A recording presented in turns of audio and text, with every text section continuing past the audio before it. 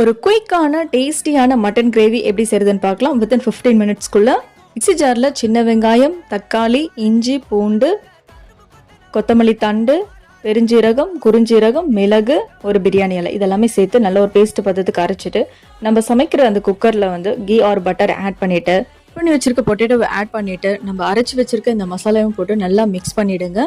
குழம்புத்தூள், தனியாத்தூள், மஞ்சத்தூள், சீரகத்தூள் எல்லாமே சேர்த்து மிக்ஸ் பண்ணிட்டு நம்ம வாஷ் பண்ணி வச்சிருக்க மட்டனும் சேர்த்து நல்லா மிக்ஸ் பண்ணிடலாம்.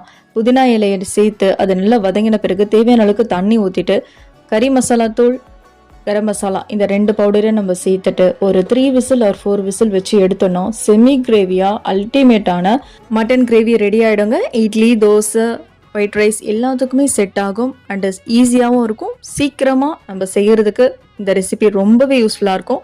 உங்களுக்கு பிடிச்சிருந்தா மறக்காமல் லைக் பண்ணுங்கள், கமெண்ட் பண்ணுங்கள், two subscribe for more videos மக்களே. தேங்க்ஸ் ஃபார் வாட்சிங்.